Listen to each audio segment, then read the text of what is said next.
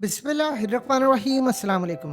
France की situation इस वक्त मुकम्मल तौर पर आउट ऑफ कंट्रोल हो चुकी है और वहाँ पर गालिबन अब सोचा ये जा रहा है कि वहाँ पर इंटरनेट को बंद कर दिया जाए, सोशल मीडिया को बंद कर दिया जाए, मोबाइल सिग्नल्स बंद कर दिए जाएं, लैंडलाइन को बंद किया जाए और लोगों को यानी वहाँ पर स्टेट ऑफ एमरजेंसी की सूरत हाल पैदा करके लोगों को ओपनली कहा जाए कि जो बंदा घर से निकलेगा गिरफ्तार कर लिया जाएगा, उसको तकरीबन 3000 यूरोस के करीब फाइन होगा।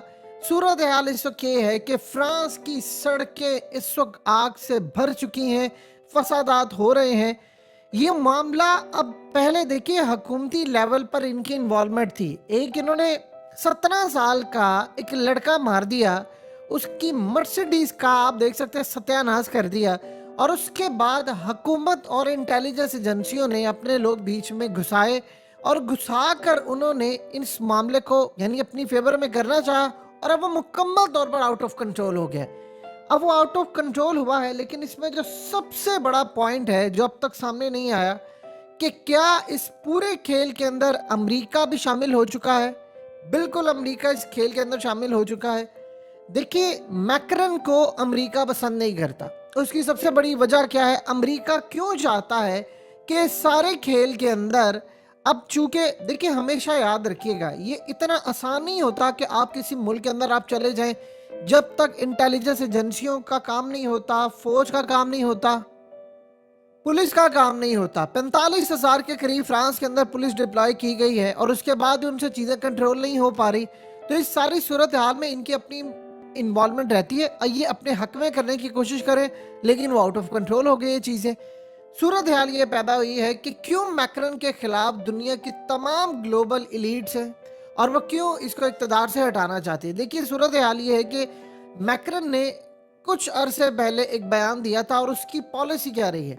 मैक्रन ने ये कहा था कि यूरोप को हर सूरत जो ये रेजिस्ट करना चाहिए, ये हमें अमेरिका को फॉलो नहीं करना चाहिए। उसने कहा कि इस वक्त पूरे का पूरा यूरोप जो है वो ग्रेट रिस्क के ऊपर खड़ा है और हमारे ऊपर ये जो क्राइसिस है ये वो मुसल्लत किया गया है जो असल में क्राइसिस हमारा है ही नहीं है।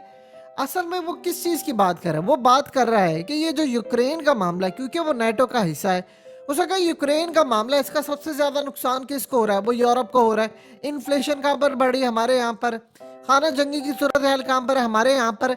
और एटमी हमला जब अगर होगा, मिसाल के तौर पर प्यूटिन बेलारूस के अंदर उसने जाकर मिसाइल डिप्लॉय किए, वो जाकर हिट किसको करेगा, वो जाकर हिट करेगा फ्रांस को।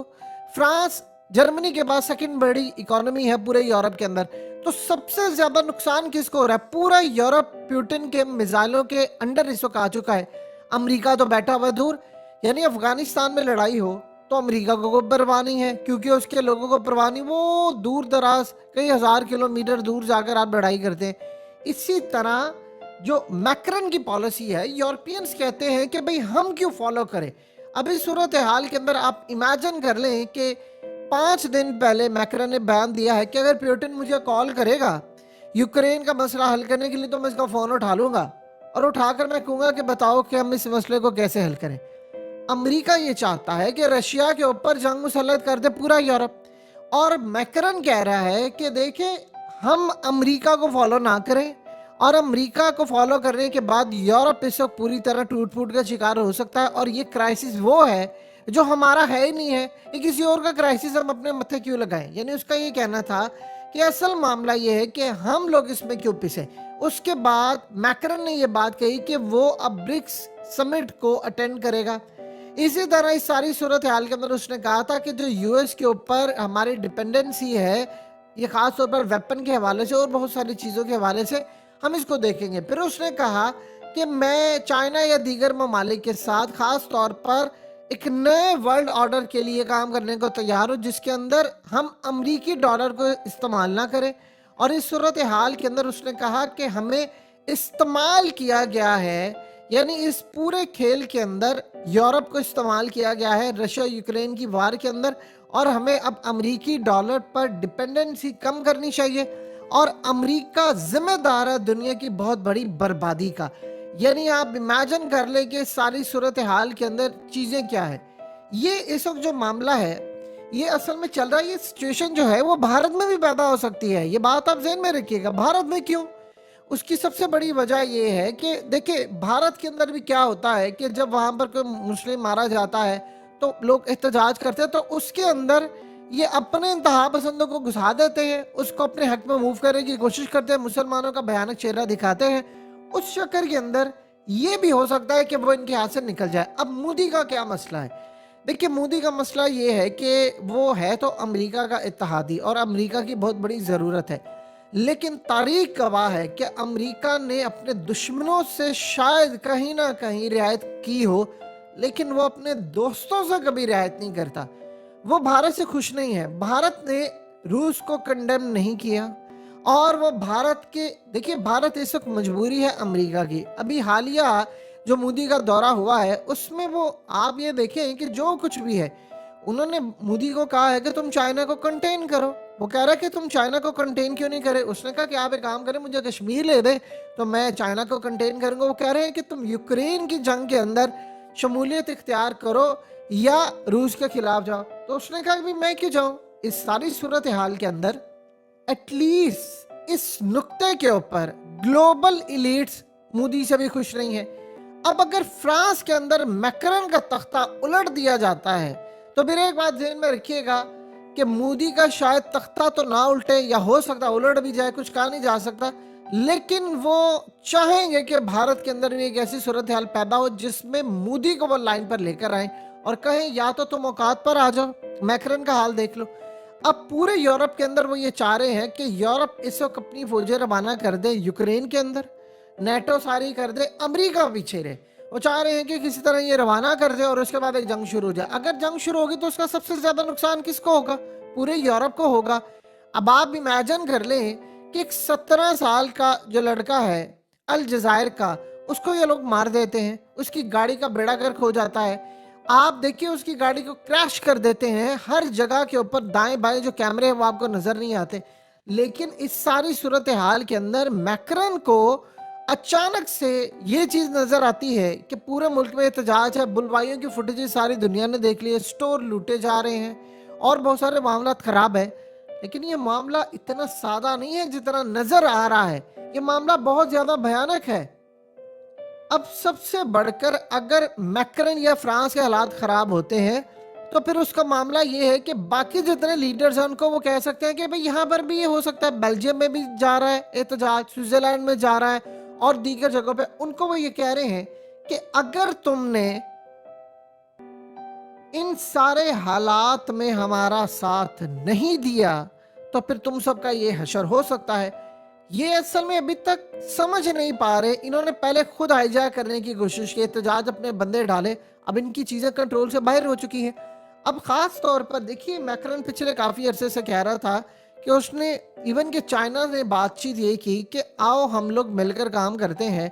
तो उसने कहा जितनी एक्सपोर्ट है चाइना की और फिर यूरोप की एक्सपोर्ट है, यानी वहां पर चाइनीज महंगी तरीन यूरोपियन जो एक्सपोर्ट होती है वो वहां से खरीदते हैं।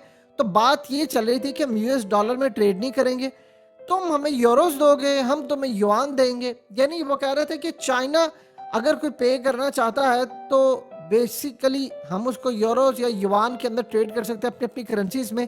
तो ये मामला चल सकता है, हमने यूएस डॉलर के अंदर ट्रेड नहीं करनी। तो अमेरिका इस बात से बड़ा नाखुश है। तो अमेरिका इस सारी सूरत हाल के अंदर ये देख रहा है कि यूरोप के अंदर अगर एक बड़ी आवाज उठ रही है, यानी फ्रांस के अंदर मैक्रन ये कह रहा है कि हम अमेरिका की वजह से फंसे हुए हैं, ये जंग सारी की सारी अमेरिका की वजह से बर्बादी की जानिब जा रही है, ये क्राइसिस हमारा नहीं है।